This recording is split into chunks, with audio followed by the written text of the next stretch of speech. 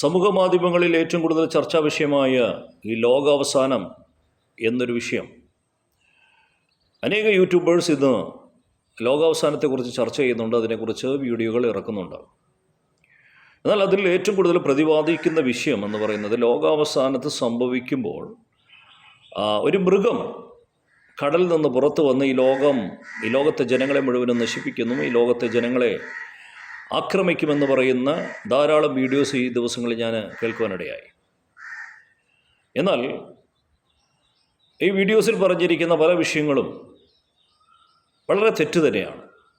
കാരണം ബൈബിൾ ആസ്പദമാക്കിയാണ് ഇവർ ആ മൃഗത്തെ പരിചയപ്പെടുത്തുന്നത്. ലിവിയത്താൻ എന്ന് പറയുന്ന ഒരു മൃഗമാണ് ഇവർ പരിചയപ്പെടുത്തുന്നത്. എന്നാൽ ബൈബിൾ ആസ്പദമാക്കി ഇത് ഇവർ പറയുമ്പോൾ തന്നെ പലരും ബൈബിൾ അറിയാത്തവരാണ് ഇതിനെക്കുറിച്ച് സംസാരിക്കുന്നുണ്ടെങ്കിലും, ബൈബിൾ അറിയുന്നവർ പോലും നിരന്തരം ബൈബിളിൻ്റെ വിഷയങ്ങൾ സംസാരിക്കുന്നവർ പോലും ഇതിനെക്കുറിച്ച് തെറ്റായ രീതിയിലാണ് അവതരിപ്പിക്കുന്നത്. അതുകൊണ്ട് തന്നെ ഇപ്പം നമുക്കറിയാം, ചില പറുദീസ എന്ന് പറയുന്ന വീഡിയോ, അവരൊക്കെ ബൈബിളുമായി ബന്ധപ്പെട്ട് പല കാര്യങ്ങളും സംസാരിക്കുന്നവരാണ്. പലതും തെറ്റായ രീതിയിലാണ് അത് അവതരിപ്പിക്കുന്നത്.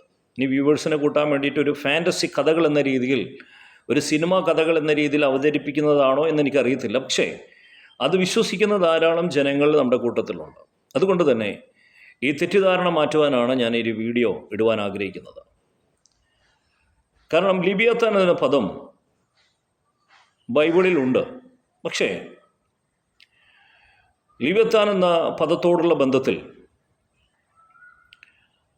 ഇയ്യോബിൻ്റെ പുസ്തകം 41-ാം അധ്യായമാണ് ഇവരെ ഏറ്റവും കൂടുതൽ ഉപയോഗിക്കുന്നത്.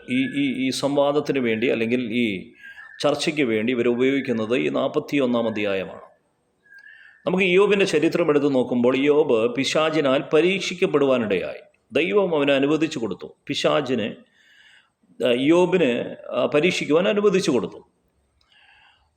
ഇയ്യോബിൻ്റെ പരീക്ഷണ വേളയിൽ ഇയ്യോബ് പലപ്പോഴും ദൈവത്തെ തള്ളിപ്പറഞ്ഞില്ല എങ്കിലും പലപ്പോഴും ദൈവത്തെ കുറ്റപ്പെടുത്തുന്ന തലത്തിൽ പല കാര്യങ്ങളും ഇവൻ സംസാരിക്കുന്നുണ്ട്. ദൈവത്തിൻ്റെതായ ബലത്തെക്കുറിച്ച് ഇവൻ കുറച്ച് പറയുവാൻ ഇവൻ ശ്രമിക്കുന്നുണ്ട്. എന്നാൽ ഇതെല്ലാം മനസ്സിലാക്കി ദൈവം ഒരു വ്യക്തമായൊരു ഉത്തരം നൽകിയാണ് ഇയ്യോബിൻ്റെ പുസ്തകം 41-ാം അധ്യായത്തിൽ കൂടി.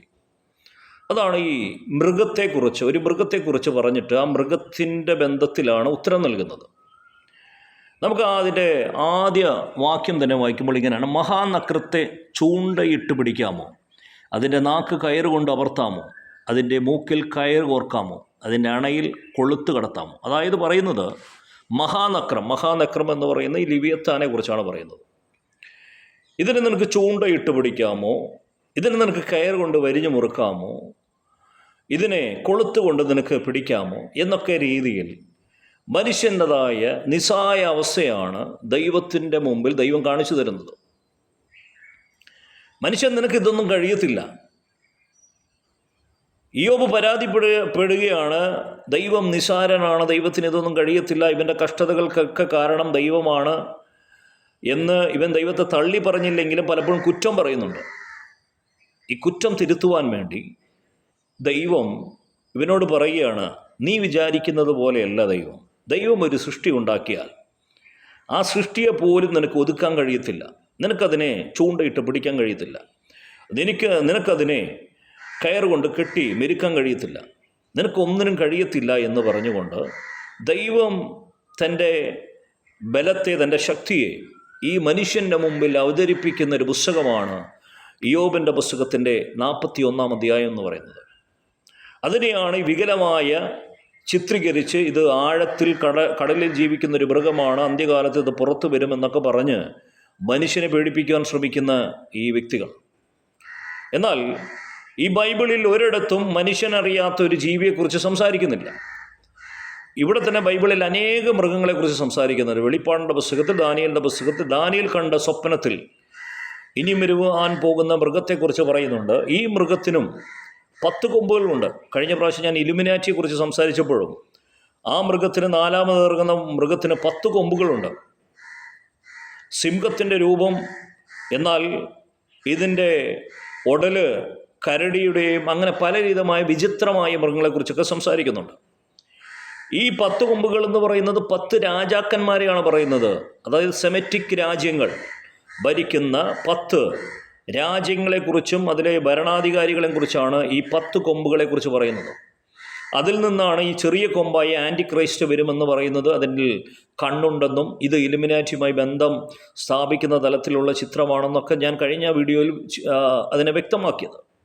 അപ്പോൾ ഈ ബൈബിളിൽ പറഞ്ഞിരിക്കുന്ന മൃഗങ്ങളെല്ലാം രാജ്യങ്ങളെക്കുറിച്ചോ ശക്തിയെക്കുറിച്ചോ അല്ലെങ്കിൽ രാജാക്കന്മാരെക്കുറിച്ചോ ഭരണാധികാരികളെക്കുറിച്ചോ പറയുന്ന കാര്യം മാത്രമാണ്. ഇനിയും ലീവിയത്താൻ എന്നൊരു പദം സങ്കീർത്തനത്തിൽ ഉപയോഗിച്ചിട്ടുണ്ട്. അത് എന്തിനാണെന്ന് ചോദിച്ചു കഴിഞ്ഞാൽ, മിസ്രൈമിൽ നിന്ന് അടിമ വിടുവിക്കപ്പെട്ടുകൊണ്ട് മിസ്രൈമിൽ നിന്ന് ഇസ്രായേൽ ജനം വിടുവിക്കപ്പെട്ട് മരുഭൂമിയിൽ കൂടി യാത്ര ചെയ്യുമ്പോൾ അവർക്ക് വിശപ്പിന് ദൈവം ആഹാരം കൊടുത്തത് ലിവിയത്താൻ്റെ തല തകർത്ത്. അതായത് ലിവിയത്താൻ്റെ തല തകർത്തു എന്ന് പറയുന്നത് ഒന്നെങ്കിൽ അത് മത്സ്യമായിരിക്കാം, കടലിലെ ഏതെങ്കിലും മനുഷ്യന് ഭക്ഷിക്കാൻ പറ്റുന്ന യോഗ്യമായ ഒരു മൃഗമായിരിക്കാം, ഒരു മത്സ്യത്തിൻ്റെ കൂട്ടത്തിലുള്ളൊരു ജീവിയായിരിക്കാം. ഇതിൻ്റെ തല തകർത്ത് ഇതിൻ്റെ ഇറച്ചി എടുത്ത് കാടപക്ഷി ഉണ്ടാക്കി ദൈവം ഈ മനുഷ്യർക്ക് കൊടുത്തു എന്നാണ് അവിടെ പറയുന്നത്. അപ്പോഴും ഈ മൃഗം ഒരിക്കലും മനുഷ്യനെ ആക്രമിക്കുന്നതല്ല, മനുഷ്യന് ഭക്ഷണയോഗ്യമായ ഒരു മത്സ്യമാണെന്ന് മാത്രമേ ഈ ലിവിയത്താനെ കുറിച്ച് പറയുന്നുള്ളൂ. പല കാര്യങ്ങളും ഈ മൃഗത്തെക്കുറിച്ച് ഈ ബൈബിളിൽ പറഞ്ഞിരിക്കുന്നതെല്ലാം സിംബോളിക്കാണ്. നമുക്കറിയാം, ഉത്തമഗീതം എന്ന പുസ്തകം ഇത് സിംബോളിക്കാണ്. ദൈവവും ദൈവത്തെ സ്നേഹിക്കുന്ന ഒരു ദൈവഭക്തനും തമ്മിലുള്ളൊരു ബന്ധത്തെക്കുറിച്ച് മാത്രമാണ് ഈ ഉത്തമഗീതം പറയുന്നത്. എന്നാൽ പലപ്പോഴും അത് വായിക്കുമ്പോൾ നമുക്കത് ആണ് തോന്നുന്നത്, കാമുകനും കാമുകിയും തമ്മിലുള്ള ബന്ധത്തെക്കുറിച്ചാണ് നമുക്ക് തോന്നുന്നത്. അതായത് കാമിയുടെ അംഗലാവണ്യത്തെക്കുറിച്ച് വർണ്ണിക്കുന്നത് പോലെ പല കാര്യങ്ങളും അതിൽ സംസാരിക്കുന്നുണ്ട്. അത് ഒരിക്കലും കാമിയുടെ അംഗലാവണ്യമല്ല, പകരം ദൈവം തൻ്റെ ഭക്തനെ കാണുന്ന രീതിയാണ് അതിനെക്കുറിച്ച് സംസാരിക്കുന്നത്. അപ്പോൾ ഇത്തരം കാര്യങ്ങൾ നമ്മൾ ആ രീതിയിലാണ്, സിംബോളിക് എന്ന രീതിയിലാണ് അത് കാണേണ്ടത്. ബൈബിളിലെ പഴയ നിയമ പുസ്തകത്തിലൊക്കെ പല രീതിയിലുള്ള കാര്യങ്ങൾ സിംബോളിക്കായി കാണുന്നുണ്ട്.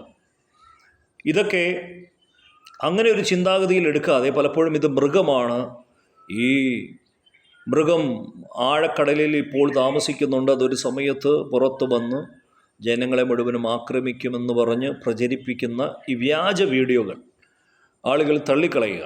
തീർച്ചയായും ബൈബിൾ അടിസ്ഥാനത്തിലുള്ള എന്ത് സംശയമുണ്ടെങ്കിലും കമൻറ്റിൽ നിങ്ങൾക്കിടാം. അതിനെക്കുറിച്ച് വീഡിയോ ചെയ്യുവാൻ ഞാൻ ആഗ്രഹിക്കുന്നുണ്ട്. കാരണം നമുക്ക് വ്യൂവേഴ്സിനെ കൂട്ടുകയോ അല്ലെങ്കിൽ ഇതിൽ നിന്ന് പണം സമ്പാദിക്കുക എന്നൊരു ചിന്താഗതിയൊന്നുമല്ല. പകരം സത്യം, ബൈബിളിലെ സത്യം പുറത്തു വരണം. കാരണം ഇനിയും ഈ ലോകം അവസാനിക്കുന്ന മുമ്പ് ഈ സത്യം പുറത്തു വന്നാൽ മാത്രമേ മാനുഷിക തലത്തിൽ മനുഷ്യൻ്റെതായ ചിന്താഗതികൾ മാറി ദൈവിക ചിന്താഗതികളോടുകൂടി മനുഷ്യർ ജീവിക്കപ്പെടൂ, അവരുടെ ജീവിതത്തിൽ രക്ഷ കൈവരിക്കപ്പെടൂ എന്ന് ഈ ബൈബിളിൽ പറഞ്ഞിരിക്കുന്നത് പോലെ അങ്ങനെ തന്നെ ആകുവാൻ ഞാനും ശ്രമിക്കുകയാണ്. അങ്ങനെ തന്നെ ആക്കുവാൻ, നമ്മുടേതായ രീതിയിൽ അത് പ്രചരിപ്പിക്കുവാൻ, പ്രസംഗിക്കുവാൻ, സന്ദേശം കൊടുക്കുവാൻ ഞാൻ ആഗ്രഹിക്കുന്നു. അതുകൊണ്ടാണ് ഇത്തരം കാര്യങ്ങൾ ഞാൻ ചർച്ച ചെയ്യുവാൻ ആഗ്രഹിക്കുന്നത്. ദൈവം എവരെയും സഹായിക്കുമാറാകട്ടെ.